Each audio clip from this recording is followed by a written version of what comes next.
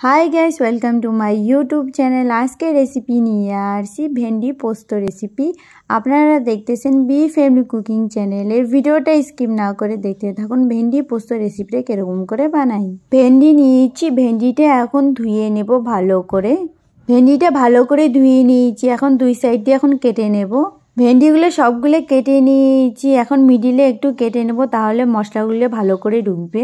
এখন একটা বাটিতে পোস্ত নিয়ে নেব। এখন পোস্তটা এখন ভিজিয়ে রাখবো। পোস্তটা 10 মিনিট ভিজিয়ে রেখেছিলাম, এখন শিল নোড়ায় বেটে নেব। আপনার চাইলে মিক্সার জারেও বাটতে পারেন। পোস্তটা অল্প একটু বেটে নিয়েছি, তারপরে রসুন কাঁচা লঙ্কাটা দিয়েছি। রসুন কাঁচা লঙ্কা পোস্তর সঙ্গে একসঙ্গে বেটে নেব। মিক্সার জারে বাটলে মশলাটা অতটা টেস্ট লাগে না, যেটা শিল নোড়ায় যদি বাটি মশলাটা যদি সবজিতে দেই তাহলে খুব টেস্ট লাগে খাইতে। মশলাটা বেটে নিয়েছি, এখন ভেন্ডি পোস্তটা কিরকম করে বানিয়ে নিই চলো দেখিয়ে নিই। গ্যাস অন করে দিয়েছি, কড়াই বসিয়ে দিয়েছি, এখন সর্ষের তেল দিয়ে দেব।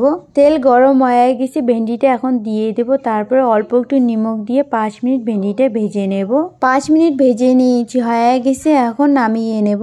যে কড়াইতে ভেন্ডি ভেজে নিয়েছি অল্প একটু তেল এসে আর একটু তেল দিয়ে দেব। তারপরে দিয়েছি কালো জিরা, শুকনো লঙ্কা, পেঁয়াজ কুচি, এখন লাল করে ভেজে নেব। পেঁয়াজটা লাল করে ভেজে নিয়েছি, এখন আলু দিয়ে দেব। আলুটা ছোট করে কেটে নিয়েছিলাম।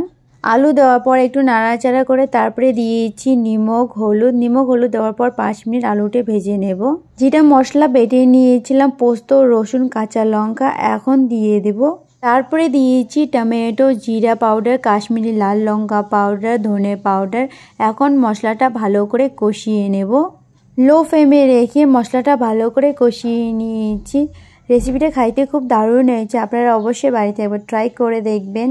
এখন জল দিয়ে দেব। জল দেওয়ার পর একটু নাড়াচাড়া করে এখন ঝোলটা ভালো করে ফুটিয়ে নেব।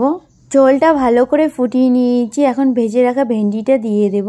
ভেন্ডি দিয়েছি, এখন ভেন্ডি দেওয়ার পর ভালো করে নাড়াচাড়া করে লো ফ্লেমে রেখে 5 মিনিট ভেন্ডিটা এখন সিদ্ধ হওয়ার জন্য রেখে দেব। রেসিপিটা হয়ে গেছে, এখন নামিয়ে নেব। এখন প্লেটে সার্ভ করে নেব। ভেন্ডি পোস্ত রেসিপি হয়ে গেছে। রেসিপিটি যদি ভালো লাগে অবশ্যই বাড়িতে একবার ট্রাই করে দেখবেন।